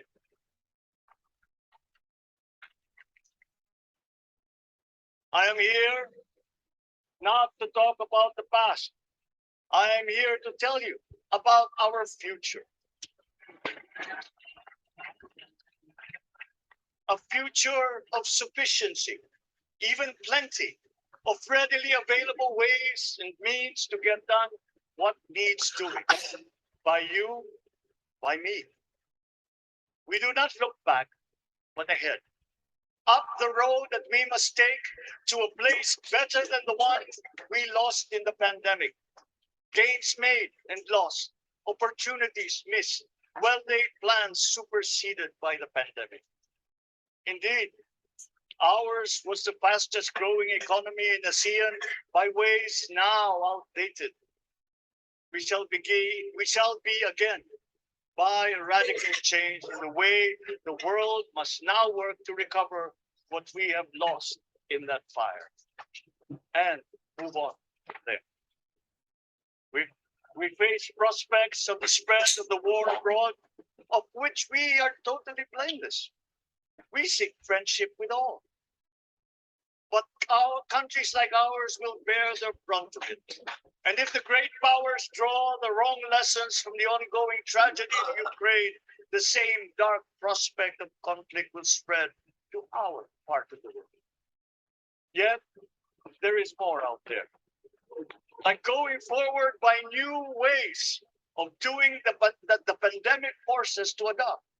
A stronger resilience, quicker adaptability. They are our best prevention they are our best protection. Quiet reflection in a rough and tumble campaign of a breadth and intensity never experienced revealed some of them, such as a willingness to listen despite the noise, the hesitation to quarrel over differences, and to never, ever give up hope of reconciliation. These gave me the peace to ponder deeper.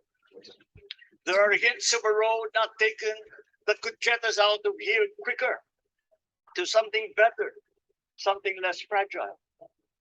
There is also what you, the people, did to cope, but this time empowered by new techniques and more resources.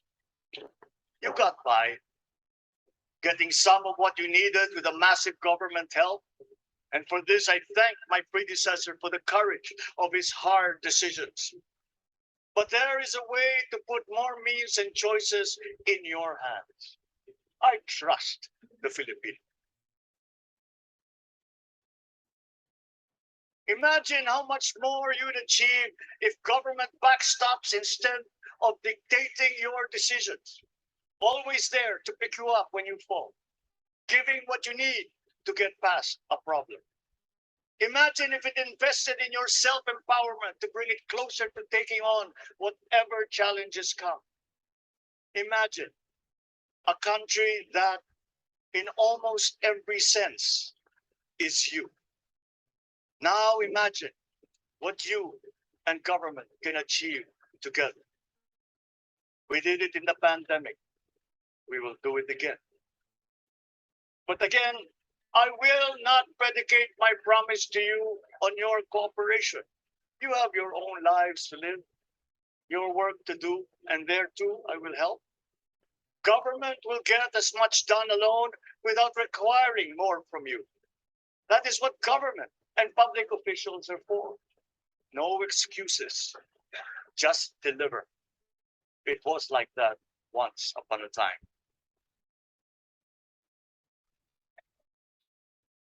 I did not talk much in this campaign. I did not bother to think of rebutting my rivals. Instead, I searched for promising approaches better than the usual solutions. I listened to you. I did not lecture you who has the biggest stake in our success. And the forthcoming State of the Nation will tell you exactly how we shall get this done. In this fresh chapter of our history, I extend my hand to all Filipinos. Come, let us put our shoulders to the wheel and give that wheel a faster turn to repair and to rebuild and to address challenges in new ways to provide what all Filipinos need to be all that we can. We are here to repair a house divided, to make it whole, and to stand strong again in the Bayanihan way, expressive of our nature as Filipinos. We shall seek, not scorn, dialogue. Listen respectfully to contrary views. Be open to suggestions coming from hard thinking and unsparing judgment. But always from us, Filipinos. We can trust no one else when it comes to what is best for us. Past history has often proven that. Solutions from outside divided us. None deepened our understanding. They were always at our expense. Never forget, we are Filipinos. One nation, one republic, indivisible. We resisted and never failed to defeat foreign attempts to break up our country in my father's watch. His strongest critics have conceded that. So let us all be part of the solution that we choose. In that lies the power to get it done. Always be open to differing views, but ever united in our chosen goal. Never hesitating to change it, should it prove wanting. That is how agile, resilient republics are made. Our future, we decide today. Yesterday cannot make that decision anymore. nor can tomorrow delay it. The sooner we start, the surer and quicker the prospect of achieving our future. These are troubling times. What's happening to others can happen to us, but it will not. We see what's happening. We are witness to how it is being stopped, and we have seen the glory that crowns struggle against all odds. Giving up is not an option. We've been through times of bitter division, but united, we came through to this when it shall begin again, but better. The campaigns I've run have taken me here where I stand today. I listened to you, and this is what I have heard. We all want peace in our land. You and your children want a good chance at a better life in a safer, more prosperous country. All that is within reach of a hard-working, warm, and giving race. Your dreams are mine. Pangarap nyo ay pangarap ko. How can we make them come true? How can we do it together? But I will take it as far as anyone with the same faith and commitment can, as if it depended entirely on himself. Sa pangarap na maging mapayapa ang ating bansa, ang pangarap nyo ay pangarap ko. Sa pangarap na maging maunlad ang ating bansa, ang pangarap nyo ay pangarap ko. At sa pangarap na maging mas masinang ang kinabukasan natin at ng ating mga anak, ang pangarap nyo ay pangarap ko. We are presently drawing up a comprehensive, all-inclusive plan for economic transformation. We will build back better by doing things in the light of the experiences that we have had, both good and bad. It doesn't matter. No looking back in anger or nostalgia. In the road ahead, the immediate months will be rough, but I will walk that road with you. The pandemic ravaged bigger economies than ours. The virus is not the only thing to blame. What had been well built was torn down. We will build it back better. The role of agriculture cries for the urgent attention that its neglect and misdirection now demands. Food self-sufficiency has been the key promise of every administration. None but one delivered. There were inherent defects in the old ways and in recent ways too. The trade policy of competitive advantage made the case that when it comes to food sufficiency, a country should not produce but import what other countries make more of and sell cheapest. Then came Ukraine. The most vulnerable when it comes to food are the countries furthest away from the conflict, those bearing no blame for provoking it. Yet they face the biggest risk of starvation. If financial aid is poured into them, though it never is, there is nothing to buy. Food is not just a trade commodity. Without it, people weaken and die. Societies come apart. It is more than a livelihood. It is an existential imperative and a moral one. An agriculture damaged and diminished by unfair competition will have a harder time or will have no prospects at all of recovery.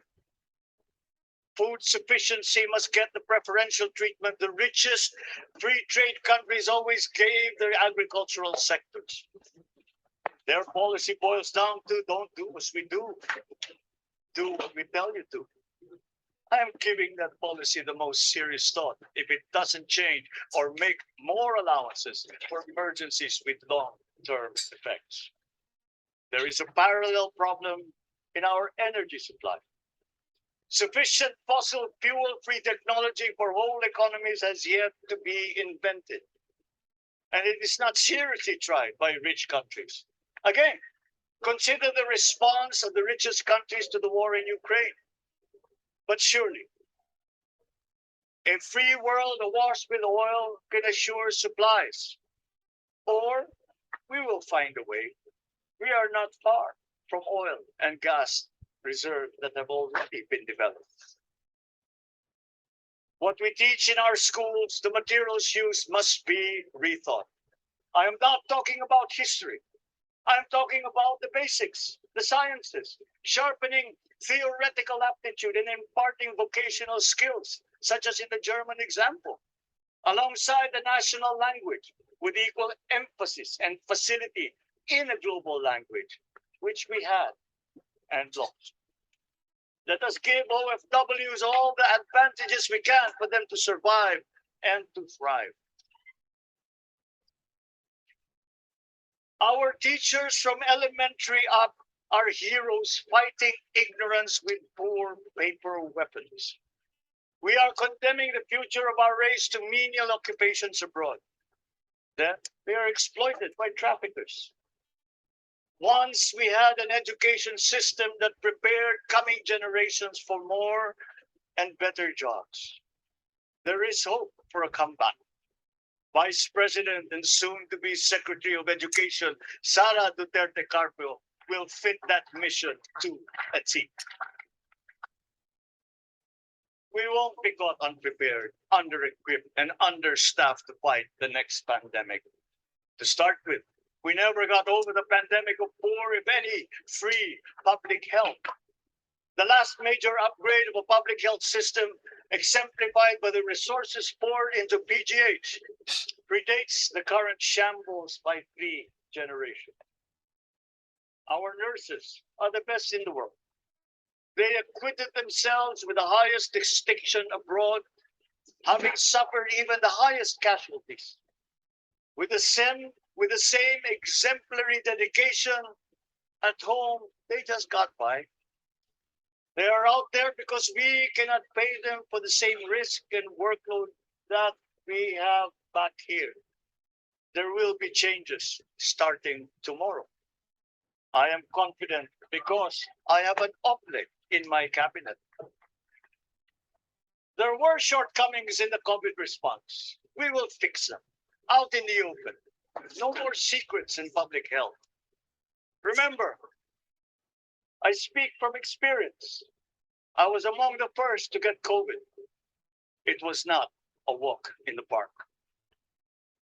My father built more and better roads, produced more rice than all administrations before his. President Rodrigo Roa Duterte built more and better than all the administrations succeeding my father. Much has been built, and so well, that the economic dogma of dispersing industry to develop the least likely places has been upturned. Development was brought to them. Investors are now setting up industries along the promising routes built. And yet, the potential of this country is not exhausted. Following these giant steps, we will continue to build. I will complete on schedule the projects that have been started. I'm not interested in taking credit. I want to build on success that's already happening. We will be presenting the public with a comprehensive infrastructure plan. 6 years could be just about enough time. No part of our country will be neglected. Progress will be made wherever there are Filipinos, so no investment is wasted. The recovery of Philippine tourism with its emphasis on accessing nature's beauty, I am sure will exceed expectations. And bigger is not always better, but there's something to be said for economies of scale. And yet the country invites investments in fast rising industries with quick returns and inflicts irreparable damage for future generations. We have yet to see large-scale practical solutions to pollution, though some are beginning to emerge. But there are tried and proven new ways of mitigation. blades have been turning over the sand dunes of Ilocos Norte, harnessing a power all around, but unseen, long before this day. I built them. The rich world talks a great deal, but does a lot less about it than those with much less, but who suffer more death and destruction from climate change and lack of adaptation. We will look to our partners and friends to help the Philippines, who, despite having a very small carbon footprint, is at the highest risk.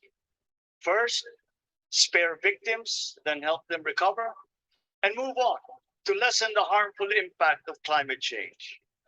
We too have our part to play. We are the third biggest plastics polluter in the world, but we won't shirk from that responsibility. We will clean up. You will not be disappointed, so do not be afraid. With every difficult decision that I must make, I will keep foremost in my heart and in my mind the debt of gratitude I owe you for the honor and responsibility that you have conferred on me. Whatever is in a person to make changes for the better of others, I lay before you now in my commitment. I will try to spare you. You have your other responsibilities to carry, but I will not spare myself from shedding the last bead of sweat or giving the last ounce of courage and sacrifice. And if you ask me why I am so confident of the future, I will answer you simply that I have 110 million reasons to start with. Such is my faith in the Filipino.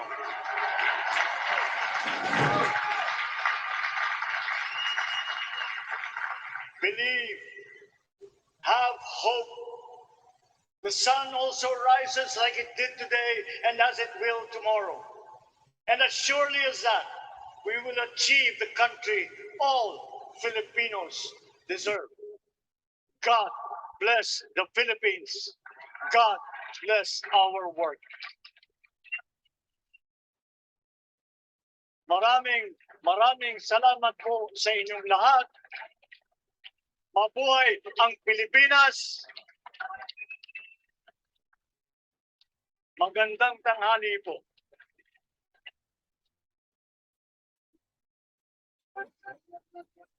Excellency, ladies and gentlemen, the President of the Republic of the Philippines, President Ferdinand Romualdez Marcos Jr.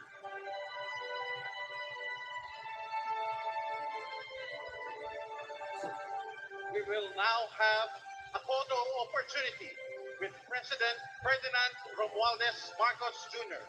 May we invite the first family on stage. First Lady Liza Araneta Marcos, Ferdinand Alexander Sandro Marcos, Joseph Simon Marcos, and William Vincent Marcos.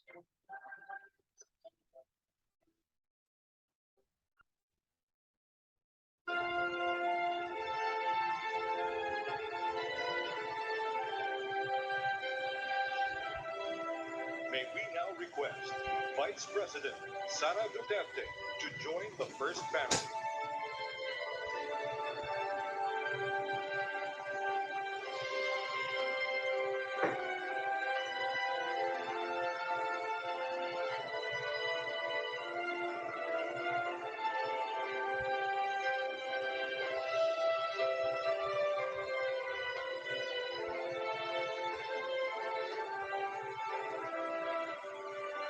May we now request on stage Chief Justice Alexander G. Gasmundo and Senate President Vicente Soto III to join the first family.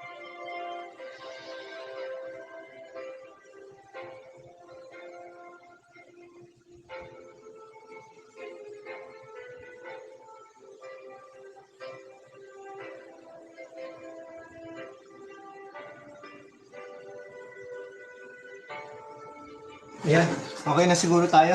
Thank you very much guys ha. Maraming salamat.